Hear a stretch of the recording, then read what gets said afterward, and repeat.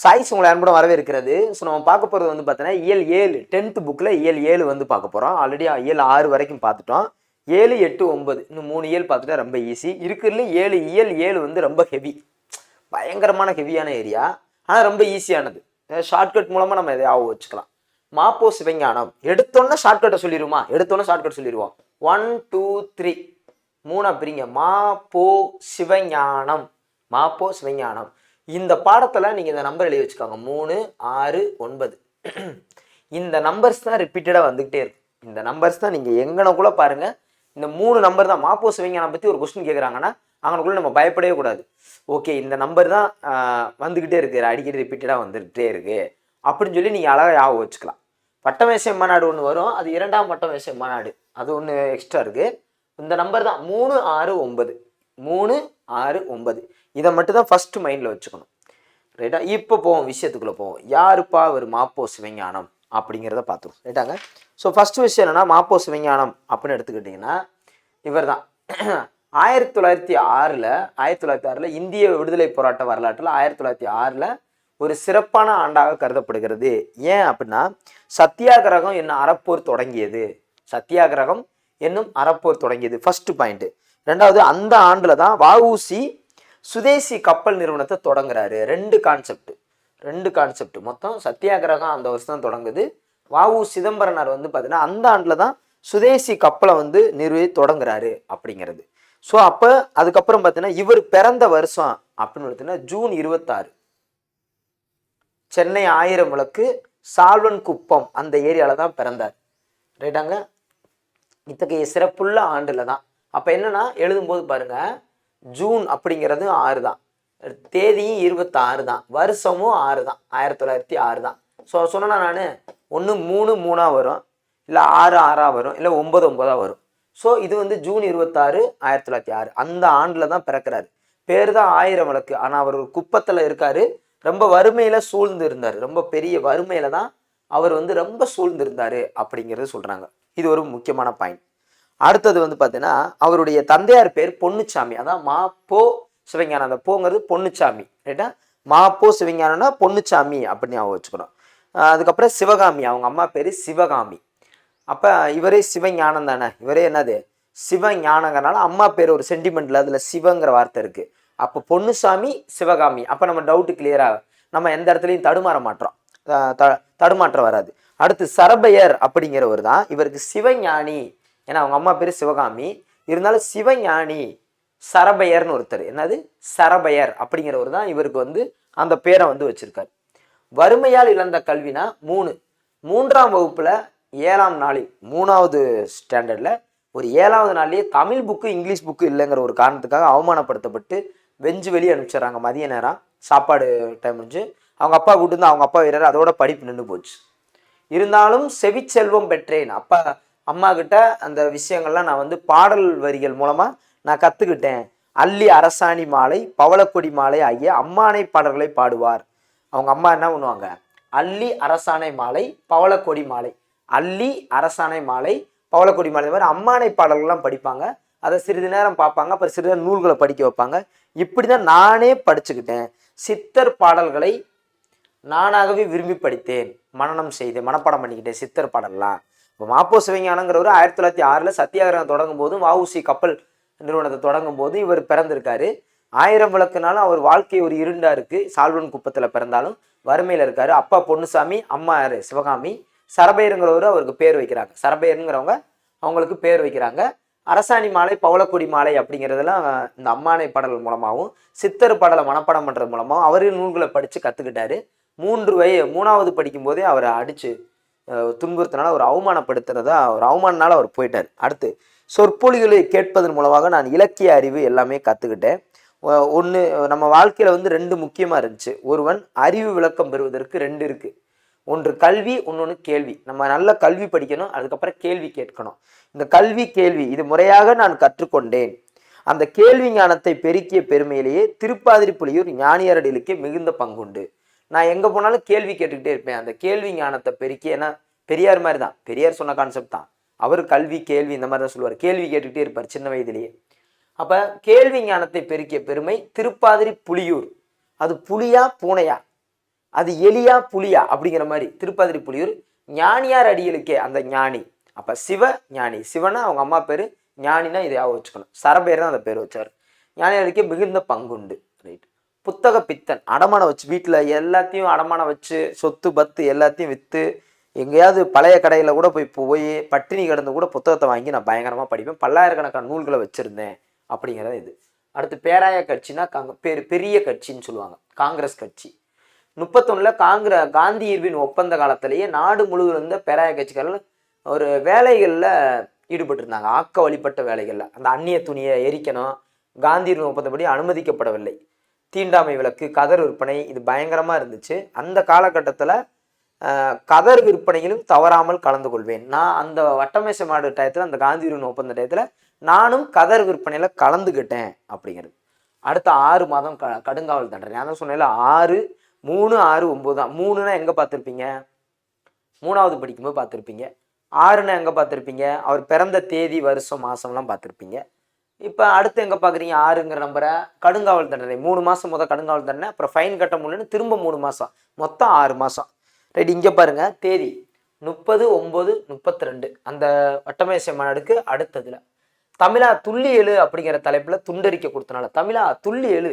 சிவன் இருக்கார்ல, துள்ளி துள்ளி ஆடுவார் பார்த்தீங்களா, தாம் தீம் தோம் விட்டுட்டு கையில் வேல்கம்பை வச்சுருப்பார் பார்த்துருக்கீங்களா, வேல்கம்பை வச்சுக்கிட்டு பயங்கரமாக ஆடுவார் பார்த்துருக்கீங்களா, அதான் தமிழா துள்ளி எழு அப்படின்னு சிவன். அதான் சிவஞானம், மாப்போ சிவஞானம். தமிழா துள்ளி எழு அப்படிங்கிற பிரசுரம் கொடுத்தனால இவர் பார்த்தீங்கன்னா இவரை சிறையில் அடைக்கப்படுறாங்க. பாண்டிய மன்னருடைய பெருமையும் சோழ நாட்டுடைய சிறப்பையும் சேர மன்னருடைய மாண்பினையும் இதெல்லாம் எடுத்து பயங்கரமாக சொல்கிறாரு. 3 மாதம் கடுங்காவல் தண்டனை கொடுக்குறாங்க. 3 மாதம் 3 மாதம் கடுங்காவல் தண்டனை கொடுக்குறாங்க. 300 ரூபாய் அபராதம். தொட்டு கும்பிட்டுக்கிற வேண்டியது. இது நல்லா இருக்குது. 3 மாதம் கடுங்காவல் தண்டனை, 300 ரூபாய் அபராதம்.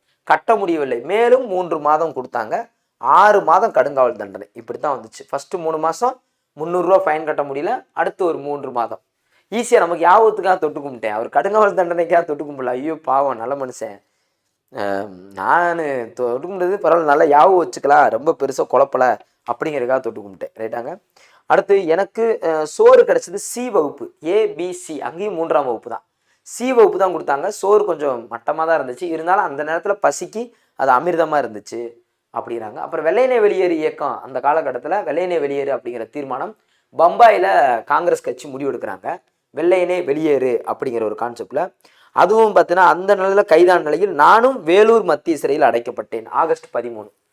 அது 8 நளிரெண்டா 8 8 வெள்ளையனே வெளியேறு இயக்கம்னாலே நளிரெண்டா 8 8 8 நளிரெண்டா 8 8 எல்லாமே 8 8 8 8 கட்டிக்கோ நடைய கட்டிக்கோ அப்படின்ற மணிக்க வெள்ளையனே வெளியேறு இயக்கத்தில் அவங்க பம்பாயில் கூடி முடிவெடுப்பாங்க. அப்போ அந்த நேரத்தில் இவர் கைதாகிறாரு 13ஆம் தேதி. அந்தியும் 3 தான். என்னப்பா 3 தான்ப்பா, எல்லா இடத்துலையும் 3 3 3 தான்ப்பா, அதை நல்லா ஆக வச்சுக்காங்க. 3 6 9. அப்போ பார்த்தீங்கன்னா வேலூர் மத்திய சிறைச்சாலையில் அடைக்கப்படுறாரு. அங்கே தான் காமராசர், சத்தியமூர்த்தி, பிரகாசம் எல்லாத்தையும் சந்திக்கிறதுக்கான ஒரு வாய்ப்பாக இருக்குது. ரைட்டா. அப்புறம் சில நாளுக்கு பின்பு அமராவதி சிறைக்கு மாற்றினார். காமராஜரும் கூட அமராவதி சிறையில் இருந்திருக்காரு. ஃபஸ்ட்டு வேலூர் சிறையில் தான் ஃபஸ்ட்டு அடைக்கிறாங்க. அப்புறம் அமராவதி சிறைக்கு மாற்றப்படுகிறார். என்ன சிறைக்கு? அமராவதி சிறைக்கு மாற்றப்படுகிறார். அந்த மேற்கூரைகள் இருக்குல்ல, துத்தநாக தகடுகளாக இருக்குமா, 120 டிகிரி செல்சியஸில் வெப்பம் பயங்கரமாக இருக்குமா, அவ்வளோலாம் தண்டனை அனுபவிச்சாங்களாம். அடுத்து தமிழகம் பற்றிய கனவு தான். இதெல்லாம் ஓகே, நான் போராடினேன் வச்சேன் எல்லாம் ஓகே. இப்போ சுதந்திரம்லாம் வாங்கியாச்சு. இந்த நாடை பிரிக்கிறாங்களே, மொழிவாரி மாநிலங்களாக பிரிப்பாங்க. அப்போ இந்த ஆந்திராவுக்கும் தமிழ்நாட்டுக்கும் ஒரு பிரச்சனை. வடக்கெல்லை போராட்டம், தெற்கெல்லை போராட்டம். தெற்கெல்லை போராட்டம்னா கேரளாவோட, வடக்கெல்லை போராட்டம்னா ஆந்திராவோட. ரைட்டா. திருப்பதியை விட்டாலும் திருத்தணியை பிடிக்கணும், திருப்பதியை விட்டாலும் திருத்தணியை பிடிக்கணும் அப்படிங்கிறது அங்கே ஒரு நோக்கம் ஓடிக்கிட்டு இருக்கோம். ஆந்திராக்காரவங்க சென்னையை தலைநகரமாக வைக்கணும்னு வாங்க. அப்புறம் தான் கமிட்டி ஃபார்ம் பண்ணி ஆந்திராவுக்கு ஆந்திரா தலைநகரம், இந்த தமிழ்நாட்டுக்கு சென்னை தலைநகரம் இருக்கணும். இது நாங்கள் போராடி வாங்கினோம். இங்கிட்டு இந்த பக்கம் பார்த்தீங்கன்னா கேரளா பக்கத்தில் ஒரு 3 ஏரியாவை பிடிச்சிட்டோம், 2 ஏரியாவை விட்டுட்டோம் கேரளா பக்கம். இது எங்களுக்கு ஒரு வருத்தமாக இருக்குது. மொத்தத்தில் சென்னை எப்படியோ பிடிச்சிட்டோம் அப்படிங்கிற மாதிரிலாம் சில விஷயங்கள் சொல்கிறார். ஸோ இதுதான் இங்கே இருக்கிற முக்கியமான கண்டென்ட், தமிழகம் பற்றிய கனவு. ரைட். ஸோ இப்போ சுதந்திரம் வாங்கின பின்னாடி வடக்கெல்லை அப்படிங்கிற ஒரு முதல் முயற்சியை ஒரு போராட்டத்தை எடுக்கிறாங்க. அப்போ ஆசிரியர் மங்களக்கிளார் என்றார், சுமார் 55 வயசு உள்ள பெரியார் அழைப்பின் மீதே நாங்கள் வடக்கெல்லை சென்றோம். இதற்கு முன்னாடி தெற்கெல்லை போராட்டம் பண்ணியிருக்காரு. எப்போ பண்ணியிருக்காருன்னா 47 இல்லை, தெற்கெல்லை போராட்டம் எப்போனா ஒரு வருஷம் வரும், 46 அக்டோபர் 25, 46 சுதந்திரம் வாங்கினதுக்கு முன்னாடி அக்டோபர் 25 தெற்கெல்லை போராட்டத்தில் கலந்துக்கிட்டு இருந்திருக்காரு. திருவிதாங்கூர் சமஸ்தானம் அப்போ இருக்கும்போது அப்பயே கலந்துருக்காரு. இருந்தாலும் வடக்கெல்லை போராட்டம் ஒரு வடக்கெல்லை மீட்சான ஒரு முதல் முயற்சியாக அமைந்தது. மங்களக்கலாறு என்ற சுமார் 55 வயசுக்காரர் மங்களக்கலாறு அப்படிங்கிறவர் தான் ஒரு அழைப்பின் மீது வடக்கெல்லைக்கு சென்றோம். சிறந்த தமிழறிஞர். இந்திய விடுதலைக்கு பிறகு மாநிலங்களை மொழிவாரியாக பிரித்தனர். அப்போது அதே மாதிரி அவர் சிலப்பதிகார காப்பியம் தான் மக்களிடம் கொண்டு செல்ல விரும்பியிருக்கு காரணம் இருக்கு. இவர் ரொம்ப மாப்போ சிவஞானத்துக்கு ரொம்ப பிடிச்சது சிலப்பதிகாரம் தான். திருக்குறள், கம்பராமாயணம் அப்படின்னு சொல்லி எத்தனையோ நூட்கள் எல்லாரும் விரும்பாம யாரும் இல்லை. இருந்தாலும் நிறைய கண்டென்ட்டை நல்ல விஷயங்களை எடுத்து சொல்லுது. இது தமிழினத்தின் பொது சொத்து. இளங்கோவடியில் தந்த சிலம்பு தமிழினத்தின் பொது சொத்து. எனவேதான் தமிழகத்தில் பட்டி தொட்டியங்கும் சிலப்பதிகார மாநாடுகள் நாங்கள் நடத்தினோம். இது சிலம்பு செல்வர் மாப்போ சிவஞானம் சொன்னது. ஏன்னா அதான் சிலம்பு செல்வர். அவர் பேரே சிலம்பு தானே, அப்ப சிலம்பு அப்ப அதைத்தானே சொல்லுவாரு. ரைட். அடுத்தது பாருங்க, ஆந்திர தலைவர் சித்தூர் மாவட்டம் முழுவதையும் புதிதாக அமைவருக்கும் ஆந்திர மாநிலத்தில், அதாவது சித்தூரை இணைக்க விரும்புறாங்க. அப்போ ஓகே, சித்தூரை இணைக்க நினைக்கிறீங்க. அப்ப என்னன்னா தமிழ் ஆசான் இந்த மங்கிலக்கிளாருன்னு சொல்றோம்ல, 55 வயசு, தமிழரசு கழகம் சென்னையிலும் திருத்தணியிலும் தமிழர் மாநாடு நடத்தியது. தமிழரசு கழகம் தான் இவருடைய கழகம். யாருடைய கழகம்? மாப்போ சிவஞானத்துடைய கழகம் தமிழரசு கழகம். இவங்க சென்னையிலையும் திருத்தணியிலையும் தமிழர் மாநாடு நடத்துறாங்க. ஏன்னா சென்னையை மீட்கணும், திருத்தணியை மீட்கணும், அதான கான்செப்ட். அப்ப அங்கதானே மாநாடு நடத்திருக்கணும். நடத்துறாங்க. சித்தூர், புத்தூர், திருத்தணி இருக்கு. அதுல சித்தூர்ல அங்க போயிடும். வடக்கெல்லை போராட்டம் தொடங்கியது. போராட்டத்தில் ஈடுபட்ட நான், அவரு மாப்போ சிவஞானம், மங்களக்கிளாறு, விநாயகர், தியாகராஜன், ரஷீத், ஏராளமான சிறைப்பட்டோம். இதுல ராஜமுந்திரி சிறையில இருந்த திருவலங்காடு கோவிந்தராஜன், கோவிந்தா, அவர் இறந்து போயிட்டார். ராஜமுந்திரி அப்படிங்கிற சிறையில இருந்த திருவலங்காடு கோவிந்தராஜன், கோவிந்தான்னு இறந்துட்டார். பழனி சிறையில இருந்த மாணிக்க பண்டாரம், அவரும் போயிட்டார். கோவிந்தா கோவிந்தா, மாணிக்கம், பழனி பண்டாரம் மாணிக்கம் அப்படின்னு வச்சுக்கோங்க. அப்ப ராஜமுந்திரி கோவிந்தனும் பழனி சிறையில இருந்த மாணிக்கமும் 2 பேரும் சிறையிலேயே இறந்துட்டாங்க. இது ரொம்ப வருத்தமான ஒரு விஷயம் அவர் சொல்றாரு. அடுத்து KM பணிக்கர் தலைமையில், இப்பதான் ஃபர்ஸ்ட் இடத்துல வர்றோம் ஒவ்வொருத்தர் தலைமையா. இப்ப இறந்தது யார்? 2 பேரு, கோவிந்தனும் மாணிக்கனும். இவ ஆவச்சிட்டோம். அடுத்து பணிக்கர்னா பணிஞ்சு போவாங்களா அப்படின்னு பார்த்தா இல்ல. பணிக்கர் தலைமையில் சித்தூர் மாவட்டம் முழுவதையும் ஆந்திராவிற்கு கொடுத்துருச்சு. பார்த்தீங்க வேலையை பார்த்தீங்களா? அப்ப கொடுத்துருச்சு. அதனை எங்களால் ஏற்க முடியவில்லை. எப்படி? என்னாலே ஏற்க முடியல, என்னாலே உண்மையை ஏற்க முடியல. எப்படி சித்தூரை நீங்க அங்க கொடுக்கலாம் அப்படின்னு. அப்ப மாலவன் குன்றம் போனால் என்ன, வேலவன் குன்றமாவது எங்களுக்கு வேண்டும் என்று முழங்கினோம். மீண்டும் பெரிய, அப்போ வேலவன் குன்றம்னா எங்களுக்கு திருத்தணியாவது வேணும். அப்பதான் படாஸ்கர் அணை அமைக்கப்பட்டு திருத்தணி வரை உள்ள தமிழ் நிலங்கள் மீட்கப்பட்டன. பணிக்கர் அப்படி செஞ்சாலும் படாஸ்கரை வச்சு என்ன பண்ணோம், திருத்தணியை நாங்கள் மீட்டுட்டோம். அடுத்து சென்னையை மீட்போம். ஆந்திர மாநில பிரிவு சென்னை தான் தலைநகராக இருக்க வேண்டும் என்று ஆந்திர தலைவர் எல்லாம் கருதுனாங்க. அப்ப ராஜாஜிட்ட எடுத்து சொல்லும்போது அவர் பதவியை விட்டு ராஜினாமா பண்றாரு. ராஜாஜி பரவாயில்ல ராஜினாமா பண்றாரு. அப்ப சென்னை மாநிலத்திலிருந்து பிரிந்து ஆந்திர அமைவருக்காக எடுத்துப்பட்ட நீதிபதி வாஞ்சு தலைமையிலான ஒரு நபர் ஆணையம் ஆந்திரத்தின் தலைநகராக சென்னை இருக்க வேண்டும். பார்த்தீங்களா எவ்வளோ சேட்டையை பார்த்தீங்களா? நல்லவேளை வாஞ்சிநாதன் விஜயகாந்த் இல்லை எங்களுக்கு. வாஞ்சு கமிட்டி அங்கே சென்னையை இருந்துட்டு சென்னை தலைநகரமாக இருந்தால் என்ன அப்படின்னு சொல்லி அவங்க ஒரு பரிந்துரையை செஞ்சிடறாங்க. ஆனால் அதிகாரப்பூர்வமற்ற கருத்துக்களாக இருந்துச்சு.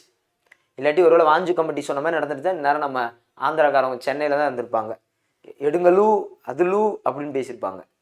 மாநகராட்சியின் சிறப்பு கூட்டம் ஒன்றை அப்போதைய மாநகர தந்தை, நல்லா கேட்டுக்காங்க, செங்கல்வராயன், ஒவ்வொரு செங்கலையும் நகர்த்த முடியாதியா, எங்களை செங்கல் நகர்த்தி பாரியா, செங்கல்வராயன் தலைமையில கூட்டி சென்னை பற்றி தீர்மானம் ஒன்றை முன்மொழிஞ்சாங்க. ஒரு செங்கலை நீ எடுத்துப்பார், எங்க ஆந்திராவில் இருக்கிறவங்களுக்கு சென்னை தலைநகரமா அப்படின்னு சொல்லி, தலையை கொடுத்தேனும் தலைநகரை காப்போம், தலையை கொடுத்து கூட தலைநகரை காப்போம். அவர் சொல்லி போற வெள்ளக்காரு, தலையெல்லாம் கொடுக்க வேண்டாம், நாங்கள் தலைநகரே விட்டுறோம் அப்படின்னு சொல்லி தான் கடைசியில் பார்த்தீங்கன்னா கடைசியாக 25/3 இந்த வந்துருச்சுல 3 இந்த 1953 தான். அப்பதான் நாடாளுமன்றத்தில் பிரதமர் நேரு நடவடிக்கை செஞ்சாலும் அதிகாரப்பூர்வ உறுதிமொழி என்று வெளியிட்டார். ஆந்திர அரசின் தலைநகரம் ஆந்திரா எல்லைக்குள்ளையும் சென்னைங்கிறது தமிழ்நாட்டுடைய எல்லைக்குள்ளையும் உறுதியானது. பரவாயில்ல. அப்ப திருத்தணியை மீட்டுட்டாங்க, சென்னையை மீட்டாங்க. சரி, தெற்கெல்லை போராட்டம் வடக்கு விட்டுருங்க, ஆந்திரா சைடு, கேரளா சைடு அங்கதான் போராடி இருக்குமா?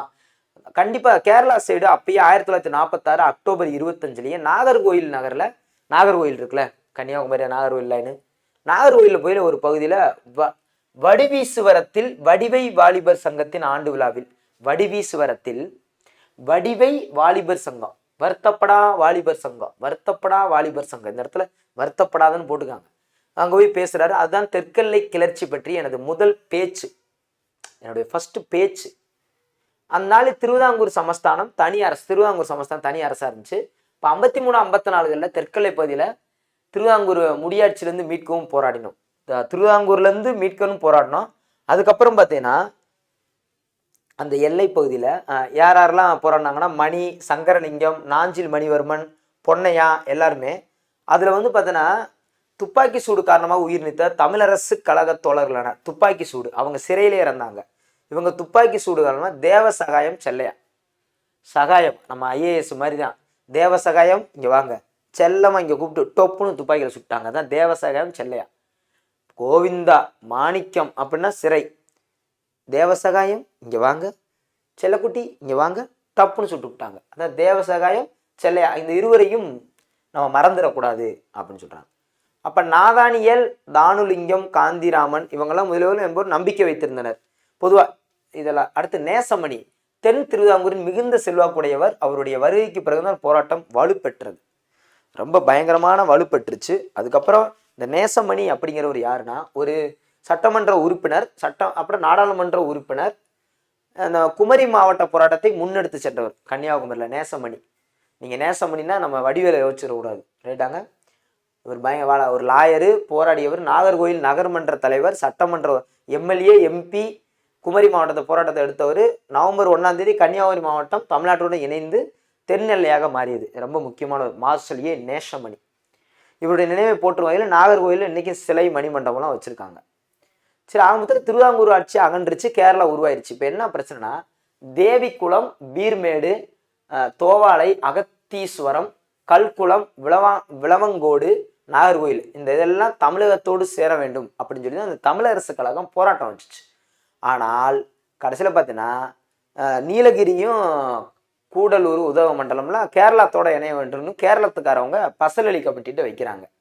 கடைசியில் பார்த்தீங்கன்னா 55 அக்டோபர் 10 1955 அக்டோபர் 10 மாநிலங்களை மொழிவாரி மாநிலங்களை பிரித்தும் கொள்கையில் 55 அக்டோபர் 10 சென்னை மாநிலத்தில் உள்ள மலப்பார் மாவட்டத்தை கேரளத்தோடும், திருவிதாங்கூர் கொச்சி ராஜ்யத்திலேருந்து கல்குளம், விளவாங்கோடு, தோவாளை, அகத்தீஸ்வரர், செங்கோட்டை இந்த பகுதியெலாம் தமிழ்நாட்டோடும், தமிழ்நாட்டுக்கிட்ட சேர்ந்தது. இப்போ திருவிதாங்கூர் கொச்சின்லாம் கேரளாவோட போயிடுச்சு. தோவாளை, அகத்தீஸ்வரம், செங்கோட்டை எல்லாம் தமிழ்நாட்டோட வந்துருச்சு. தேவி குளமும் பீர்மேடும், தேவி இந்த பீர்மேடு இது மட்டும் தான் நம்ம கைவிட்டு போயிடுச்சு. தேவி குளமும் பீர்மேடும். புறநானூறு சிலப்பதிகாரத்திலேயே வடக்கெல்லை வேங்கடமலையாகவும் தெற்கெல்லை குமரிமுனையாகவும், அதாவது என்ன சொல்றாங்கன்னா ஒரு நாட்டோட எல்லை பாருங்க, வடக்கெல்லை மலையாகவும் தெற்கெல்லை கடலாகவும் அமைவது இயற்கையில மிகப்பெரிய சிறப்பான். நமக்கு அப்படி அமைஞ்சிருக்கு அப்படிங்கிறது தான் என்னுடைய குறைஞ்சபட்ச சந்தோஷம். அடுத்தது ஆஸ்திரியா நாட்டு தலைநகரம் வியன்னால அருங்காட்சியகத்துல பேபிரஸ் தாளில், என்ன தாளில், இந்த குழந்தை எழுதுவாங்கல்ல, எழுதப்பட்ட அரிய கையெழுத்து, குழந்தை எழுதுற கையெழுத்து அழகாத்தான் இருக்கும். இந்த சேர நாட்டு துறைமுகத்துக்கும் முசிறிக்கும் நமக்கும் இந்த மாதிரி தொடர்பு இருந்துச்சு. அப்படி எகிப்து நாட்டின் அலெக்சாண்டிரியா துறைமுகத்தில் வாழ்ந்த கிரேக்க வணிகருக்கும் இடையிலான வணிக ஒப்பந்தம். சேர நாட்டு துறைமுகமான முசிறியில் வாழ்ந்த தமிழர் வணிகருக்கும், முசிறி சேர நாட்டுக்கான முசிறிக்கும், அலெக்சாண்ட்ரியா துறைமுகத்தில் வாழ்ந்த கிரேக்கர்களுக்கும் அவங்களுக்கு தான் இவங்களுக்கு ஒரு தொடர்பு இருந்துச்சு கிபி 2ஆம் நூற்றாண்டுல அப்படிங்கிறது. இது வந்து ஒரு எத்திசையும் புகழ் மணக்கல்ல சொல்லியிருக்காங்க. நூல்வெளியில் மாப்போ சிவஞானங்கிறது எனது போராட்டம், பயங்கரமாக போராட்டி வடக்கெல்லை தெற்கெல்லைங்கிறது அவருடைய போராட்டம் தான். எனது போராட்டம் சிலம்பு செல்வர், ஏன்னா சிலப்பதிகாரம் தான் பெஸ்ட்டுன்னு சொன்னவர். 1906 to 1995 நான் சொன்னேன் 3, 6, 9 தான் வரும். 52 to 54 வரைக்கும் சட்டமன்ற மேலவை உறுப்பினர், அடுத்து சட்டமன்ற மேலவை தலைவர். மார்ஷல் அப்படிங்கிறவர் தான் எம்எல்ஏ, எம்பி. இவர் வந்து சட்டமன்ற மேலவை உறுப்பினர், அப்புறம் தலைவர். மேலவை உறுப்பினர் இருந்தது 52, தலைவரானது 72. 52 to 72 20 வருஷம் ஆயிருக்கு. உறுப்பினராக இருந்தது 52, தலைவரானது 72. 20 வருஷம் கழிச்சு தான் தலைவராக இருக்கார். எண்ட் ஆஃப் இயரை விட ஸ்டார்டிங் இயர் ஞாபகம் வச்சுக்கணும். 6, 52, 72. அடுத்து வந்து பார்த்தீங்கன்னா வள்ளலார் கண்ட ஒருமைப்பாடு இவருடைய நூலுக்காக சாகித்ய அகாடமி 66, நான் சொன்னல 3, 6, 9 தான். 66ல் வள்ளலாருக்காக அவார்டு வாங்கியிருக்காரு சாகித்ய அகாடமி. முடிஞ்சா அடுத்தது ஏர் புதிதா கூப்பா ராஜகோபாலன். ராஜகோபாலே என்ன புதுசாக எதாவது வாங்கிட்டு போகிற, ஏர் புதுசா, அவங்க புதுசுங்க, இன்னைக்கு தான் வாங்கிட்டு அவங்க இன்னைக்கு தாங்க வாங்கிட்டு வராங்க. கோயம்புத்தூர் பாஷையில் பேசுவாங்க, பார்த்துருக்கீங்களா? அதான் ஏர் புதிதா அப்படின்னா கூப்பார். ஏர் புதிதா அப்படின்னு எடுத்துக்கிட்டோம்னா கும்பகோணத்தில் பிறந்த, அதான் கூனா கும்பகோணம், ராஜகோபால் மிகச்சிறந்த கவிதை ஆசிரியர், நாடக ஆசிரியர். இதுல ஒரு வரி பாருங்க, மறுமலர்ச்சி எழுத்தாளர். இது கொஞ்சம் புதுசா, மறுமலர்ச்சினாலே மம்முட்டி ஞாபகம் இருக்கா, அது மாதிரி மறுமலர்ச்சி எழுத்தாளர் அப்படிங்கிறது தான். இவருடைய தமிழ்நாடு, பாரதமணி, பாரத தேவி, கிராம ஊழியன் இந்த இதழ்கள்லாம் ஆசிரியராக வேலை பார்த்திருக்காரு. தமிழ்நாடு, பாரதமணி, பாரத தேவி, கிராம ஊழியன். இவரது மறைவிற்கு பின்னர் ஒரு படைப்புகளை அகலிகை, ஆத்ம சிந்தனை அப்படிங்கிற நூலாக தொகுக்கப்பட்டது. இதில் நம்ம என்ன ஞாபகம் வச்சுக்கணும் அப்படின்னு பார்த்தீங்கன்னா, கூப்பாராவோடது ஏர் புதிதா, ராஜகோபாலன் வேற என்ன கும்பகோணத்துக்காரரு, வேற ஒன்றும் இல்லை. இந்த சாகித்ய அகாடமி விருது வாங்குச்சே அதை மட்டும் ஞாபகம் வச்சுட்டா போதும். சி இல்லை, அது இல்லை, அவ்வளோ. இது மட்டும் ஞாபகம் வச்சுட்டா போதும், ரொம்ப பெருசாக ஒன்றும் புதுசாக ஒன்றும் இல்லை. ரைட். அடுத்து மெய்கீர்த்தி. மெய்கீர்த்தியும் அடுத்த படமும் அடுத்து பார்ப்போம். ரைட்டா, மெய்கீர்த்தி அடுத்த வீடியோவில் பார்ப்போம், தெளிவாக பார்ப்போம். Thank you to all. தேங்க்யூ.